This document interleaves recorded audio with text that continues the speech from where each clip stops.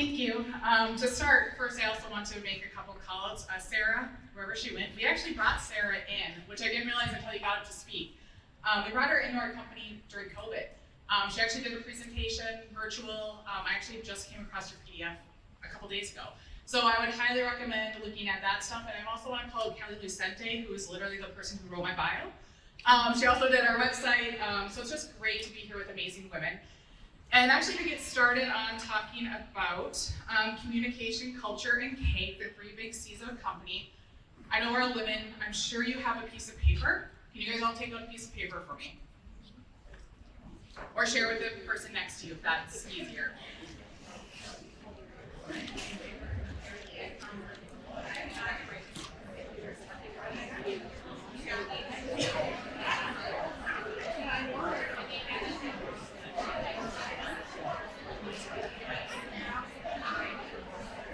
Alright, I'll write you guys back in. So, if everyone can take their piece of paper, and I want you to close your eyes, and I want you to fold that piece of paper in half.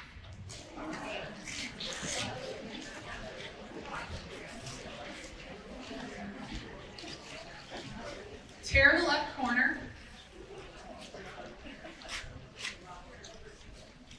Fold it in half again.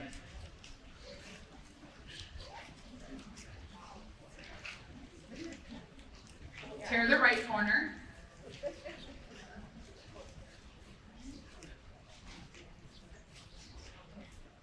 Fold it in half one more time. And tear the bottom corner. You can open your eyes, open up your sheet of paper, and I want everyone to hold up their piece of paper.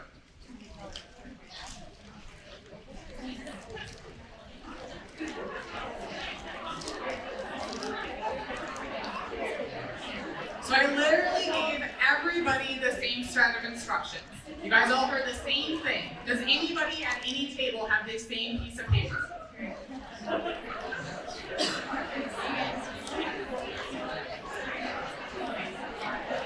This is why communication is important. I probably should have let everybody go off track, but why it is so important, obviously communication shares vital information. Even though I gave you guys all the same set of instructions, everybody interpreted it a little bit differently. So in order to do this, there's two types of communication, obviously. We have verbal and we have the nonverbal. Words account for about 7% of what people hear. So when you're talking to somebody, only about 7% of that actually is what resonates with somebody. The tone of voice, which anybody who has a significant other in this room will probably agree with this. You're always told your tone of voice is coming across wrong, it's not coming across the way it should. So tone of voice actually accounts for another 38%. So more than what you say, it's obviously how you say it. Nonverbal then, your body language, accounts for 55% of what somebody hears. I'm gonna pick on Lindsay, who's sitting here right now with her arms crossed. I'm thinking it's because she's cold. But that crossing of your arms obviously sets off a tone and something that people read that you're not as receptive, you're not as open to them. So with this, why we're talking about it today is how to improve your team building with communication, with being able to talk about it, and why this is important in this kind of a setting is it boosts growth. Everyone's on the same page, everybody can move forward towards the same goal if everyone knows what that goal is. It also increases innovation. So part of what I'm going to talk about is creating a culture of failure, which I know is people don't like talking about it, they don't like discussing it, but failure is something we've all, especially as entrepreneurs in this room, have probably experienced, and creating a culture where people feel safe to fail is a huge thing in building team engagement and building that morality. So there's 6 levels of communication. I'm going to go over some of these a little bit briefly. So small talk. This is talking about the weather. This is talking about how things are going. If you get into an argument with a person at this level, there's something wrong with that person. This is like saying the sky is blue and they're arguing with you that it's green.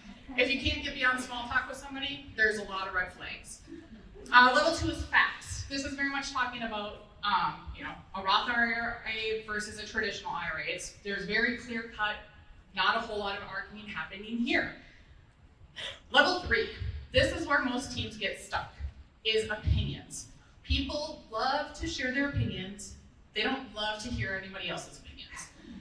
Especially looking at, the next 4 months. I'm hoping go by very, very quickly, but let's be honest, we're all being inundated with opinions on politics right now.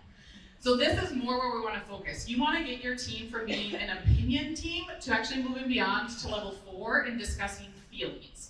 The reason this happens is if we stick at this opinion stage, you're not going to make progress. Everyone's going to put their stake in the ground. This is where I am. If we can talk about feelings and why you have this stance and why you have this innate opposition to what somebody else says, this is where we can start breaking ground. This is where the team can move forward. Talking about desires and needs, that's like next level. That's probably close friends. If your team can get to this, great. I don't think it's always the most realistic. And then let's talk about beliefs. This is more like spouse, close friends, moving forward. So that one is kind of also one I'm more saying we want to move from the level 3 opinions to level 4 of feelings. And why this matters is managing stress at work. We all obviously work a lot. You spend about 80,000 hours of your time at work during a lifetime. So I just looked up these quotes again. 83% of American adults have work-related stress. This is up from 64% in 2018. So it has taken a huge jump.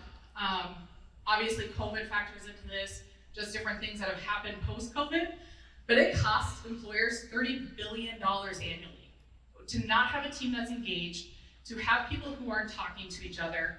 And part of that is also only 18% of employees are engaged at work. This is in the US. So as a business owner, this should really factor into when you're looking at it. I know it's not in a budget or a forecast, like that's what I do. Your employees not engaged is your biggest underutilized asset. To get employees engaged is what you need to move your company to the next level without really spending any more money.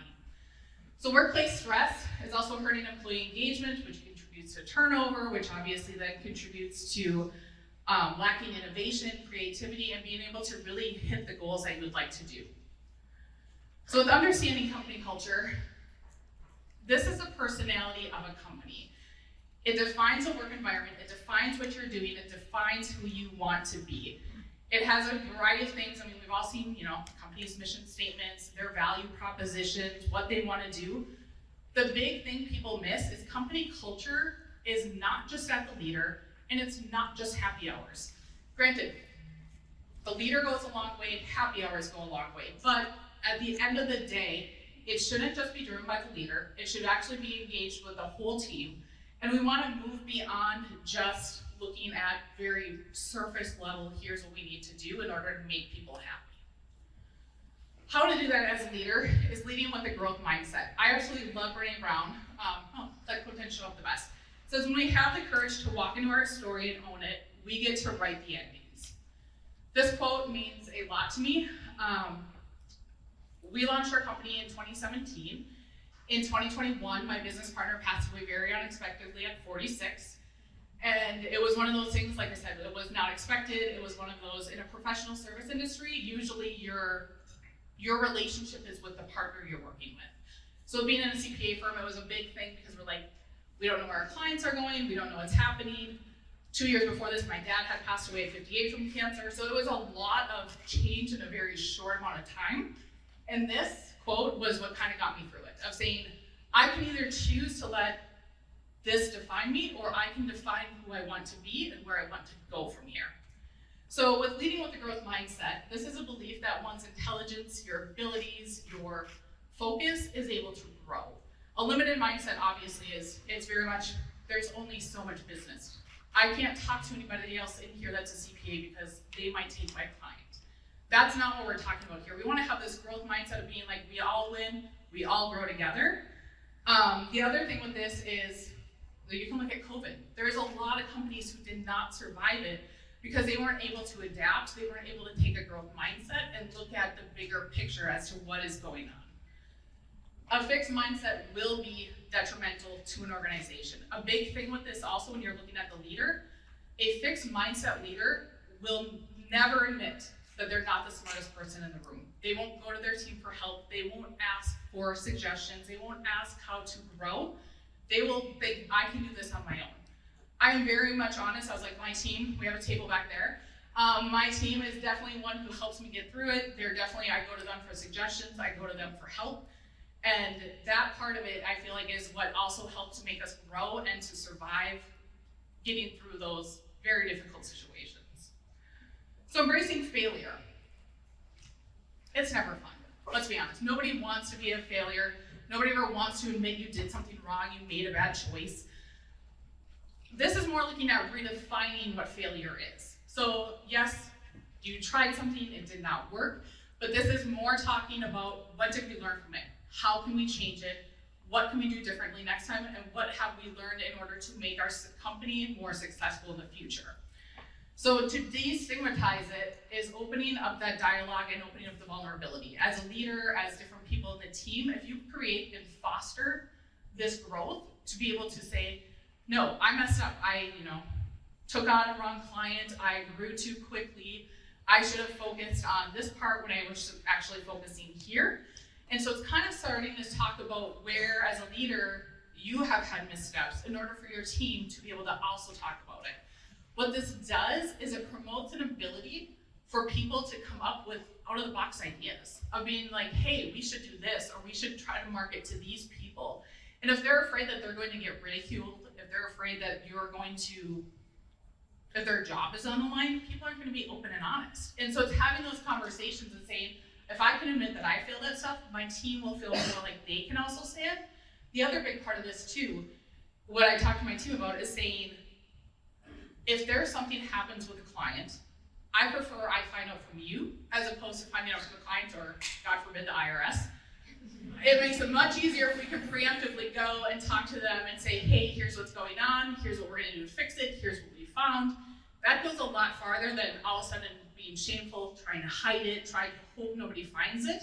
And so it's kind of saying, let's have these open conversations, let's have an open dialogue and talk about what's actually happening. In order to do this, you need to have psychological safety. This is the ability for people to feel safe, to feel open. I'm actually also doing another workshop and we'll go way more in depth on how to do these certain things and what psychological safety is, what clarity and purpose is. So if you're looking for more information, that's definitely where it is. Celebrate the attempts. This is huge, and also creating a culture of failure, of saying something might have went epically wrong, but don't just shove it under the rug. Let's talk about it. Let's celebrate what we did try. What were the successes in there? What did we learn? And be very verbal about your culture as a company. You want people to self-select out. You don't want them to join your team if they don't think they're gonna fit in. You don't wanna take on that employee turnover, the cost, all the stuff that comes with it. We are very open when we're talking about with our candidates. Here's who we are, here's how we show up. If you don't like it, if you don't like what I'm saying, you're not gonna like it here. And so it's great to have those people just choose not to be part of it. 5 ways to unite a team. Obviously, improve communication. It's a very easy thing to do, just being open up front. Make employees feel included. If they know what's going on, if they know where the goal is, what you're trying to reach, your team will back you, they'll get behind you. Building trust. This is huge. Like, as a leader, you need to have your team trust you. And even if you're a manager, no matter where you are, you want to have that trust that people innately trust you. They're not going to question as much. You still want some questioning because you're not the smartest person again, but having that open communication. Create an unbeatable culture. Some other people talk about this too on the money thing and how much money you make. We've all worked in those jobs where you get paid a lot and you hate it. So it's more saying, if you have this culture that people love, yes, pay them well, give them good benefits, but having an unbeatable culture will beat money every day, hands down. And then the sense of purpose. People need to know, especially the younger generations coming in, they want to know what they're doing to make a difference and not just lining their pockets with money. Celebrating your success. So how do you do this? Like I said, money is not the be-all, end-all. It can actually be a demotivator for people. So it is one of those to kind of be aware of, because if they don't like their job, if they're not doing stuff they find interesting, you can keep throwing money at them and they're gonna leave. So it's not as strong of a motivator as a lot of people tend to think. Intrinsic factors are much more motivating. This could be intangible rewards, doing PTO, sending a small note to somebody. I mean, these little things go a long way. Work-life balance. allowing people to take off to go to their kids' events, making sure that they have time to be able to do stuff that they need to. Recognition, big thing on that is making sure you're recognizing the person how they want to be recognized and not how you want to be recognized. Using their strengths. Obviously not in an everyday thing that people can do this, but giving them the job tasks and the interests of where their strengths are is always a good way to keep people motivated. And allowing people to pursue an interest. It might be on company time, it might be related to it, but as long as you're giving that purpose and that sense of self for people to follow, they're more likely to be engaged, to be happy with what they're doing, and eat the cake. A lot of people won't celebrate the successes that they've hit, and this is really looking at it and saying, I don't care if it's a small step towards it. Make sure you're celebrating on the way. Don't, save the bottle of champagne, and 5 years from now you're like, I still have this bottle of champagne. It's probably terrible at this point. Just eat it. Take the celebrations, take the small steps as you come in, and focus on, the small wins as well as the big wins. So thank you. Like I said, I think we have coffee and cake outside.